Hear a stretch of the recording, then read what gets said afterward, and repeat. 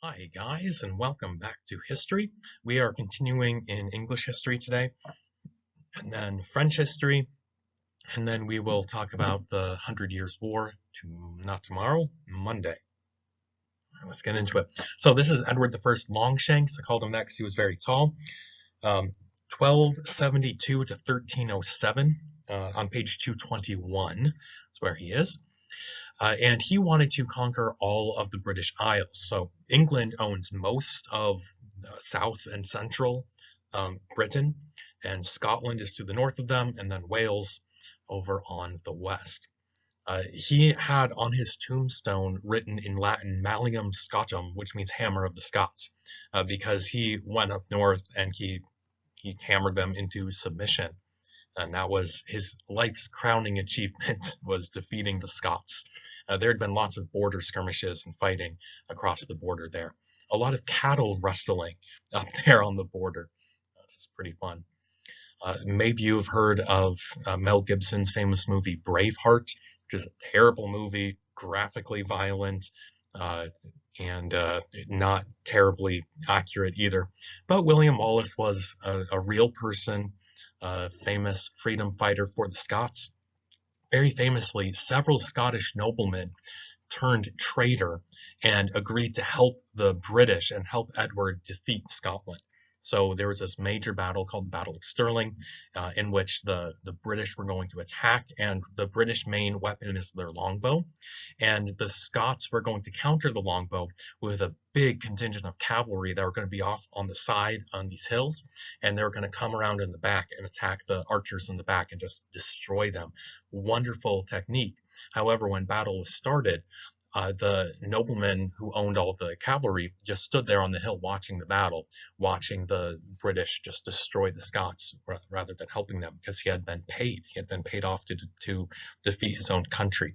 Very sad. William Wallace was captured and killed, and they said the last thing he said when he was being tortured to death was freedom. Kind of sad. In that movie, there are a couple accurate things, and the first one is this rock. This is the most important rock in all of Scottish history, because every Scottish king has to stand on this rock to become King of Scotland. If the King of Scotland stands on the rock, they say a true king will be able to hear the banshees howling from far away. And that happened on every single king who's ever been crowned. It's called the Stone of Scone. That's Scone, Scone. Well, Edward I, when he conquered Scotland, found the stone. Now, it's not like it's hiding, it's a famous rock.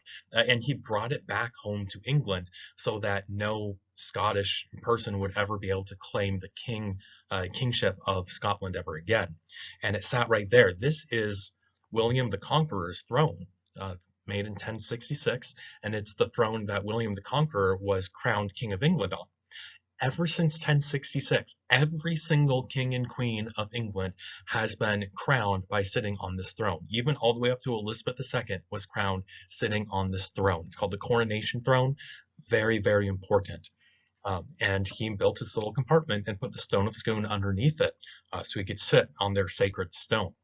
It sat there from the late 1200s. I don't remember the exact date he conquered Scotland, but late 1200s, it stood there till like the 1990s when this movie came out, and everyone was like, "Oh yeah, that stone that you stole like 800 years ago, we want it back." And they indeed got it back. The government of England decided to give it back, and now if you go to the Westminster Abbey, the coronation chair is empty. It's pretty cool. There's also a scene in the movie where Edward Longshanks' son is gay and has a boyfriend, and the king pushes the boyfriend out the window. And that is actually historically accurate.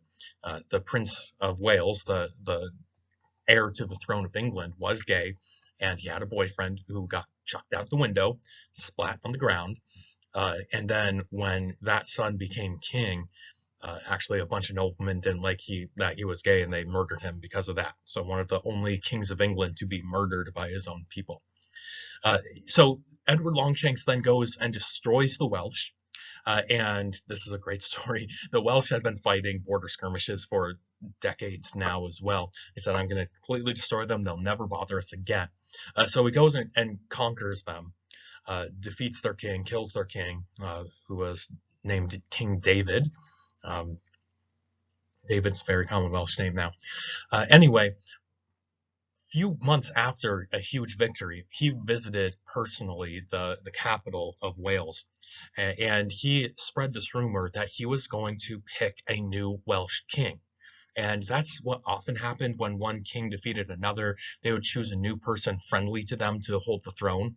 And he said, I'm going to give you a new king who doesn't even speak English. And they're like, oh, he's going to be so Welsh. He's going to be a true Welsh patriot. He won't even speak the English language. He'll speak Welsh. When he showed up, he held up his infant baby boy and said, here is your prince. Here's the new Prince of Wales. And from then on, the Prince of Wales has always been the heir to the throne of England. He also reconquered a lot of land in France that John had lost. So John was considered a terrible king. One of the big reasons is that he lost French land. So Edward Longshanks is considered a really good king because he took land in Scotland, he took land in Wales, and he took land in France. Edward Longshanks is also very important for establishing Parliament. And maybe you see the French word there, parler, from Pirates of the Caribbean. Parler means to talk, to speak. Parliament is a place where people talk. So he invited knights from every shire and burgesses from every town to come to London and meet with the noblemen and help make decisions to run the country. He separated Parliament into two parts. The noblemen get to be one half of Congress or Parliament, and the commoners would be the other part of Parliament. And you have the House of Lords and the House of Commons. That is literally why America has the Senate and the House of Representatives today. We split Congress in half because they did, because the noblemen didn't want to associate with the rabble. At first, the noblemen had way more power than the House of Commons. Today, the House of Commons has 100% of the power, and the House of Lords is simply decorative, like the Queen. It really doesn't do anything. But all free men in the towns were able to vote for representatives to go to Parliament. And the one really, really important job that Parliament had was raising taxes and spending money. All money that the government spent had to be approved by Parliament. It used to be the king could just ask for taxes whenever he wanted, and taxes were not a normal everyday thing. It's not like you had a paycheck that you got every 2 weeks that was then taxed. No, he would tax you maybe once every 3 or 4 years. Just when there was a need, he would raise a tax. Future kings are going to get around having to ask Parliament for money by spending their own personal private fortunes on wars. But of course, that only lasts so long. The king's only so rich, he can't spend his money on everything. So they're going to need Parliament. And because Parliament has the power of the purse is where you hold your money, right? Because Parliament can raise and spend money, they're going to be incredibly powerful. And they're just going to grow in power, and the king's going to decline in power ever since Edward Longshanks forms the first Parliament. All right, so that was British history in a nutshell. Let's get over to France and see what they're doing. And England and France were pretty much the two leading nations that emerged out of the feudal system. And France is going to emerge very differently than the English did. West Frankland was about a third of the Charlemagne's empire, the Carolingian Empire. And they devolved back into feudalism after the empire fell. So it went from big empire with Charlemagne as the king over this huge area back into tons of tiny little places with minor noblemen in charge of all these different places. Well, eventually the lords decide to elect a new king, and they elected the mayor of Paris by the name of Hugh Capet to be the king. And one story goes that they elected this guy because he was a minor nobleman who was not very important. And he was a nice guy and all that, but he was not very important. So the noblemen thought they would be able to control the king if they pick an unimportant person to become the king.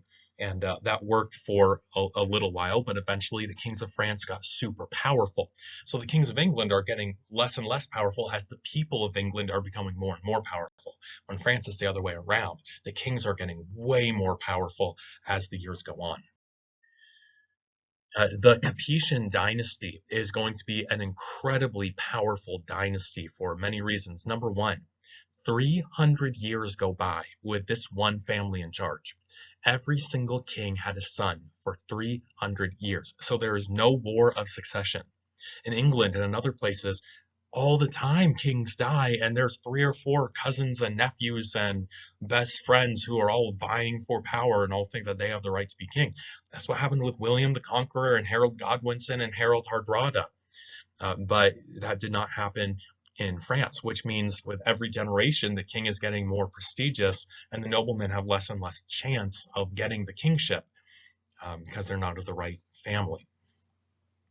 As the years go by, every time France fights a border war, they win a little bit more land. And they keep on marrying their princesses off to foreigners, foreign princes, and they keep on marrying their princes to foreign princesses and keep on just gradually growing their land.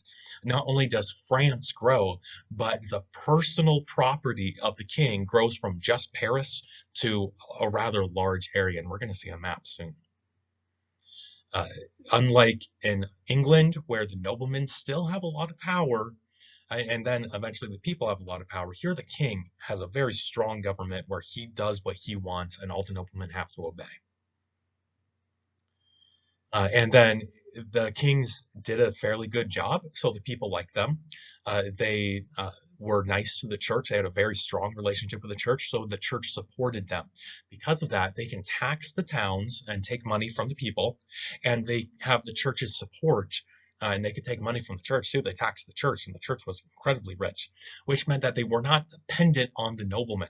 They're not dependent on the noblemen for an army because they have enough townspeople to do that. They're not dependent on the noblemen for money either, unlike in France, who are dependent on the people for, or in England, they're dependent on the people for both money and soldiers.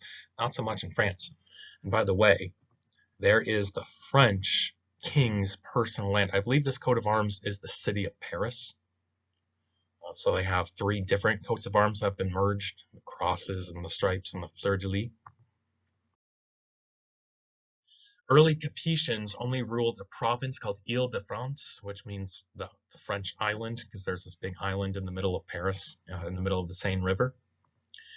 Philip II, he was the famous guy who was the king at the same time as Richard the Lionheart. He went on crusade with Richard the Lionheart, then he beat up John, the phony king of England. That guy greatly increased the French royal holdings, his personal property within France, and kind of made France the way it is with the borders it has today.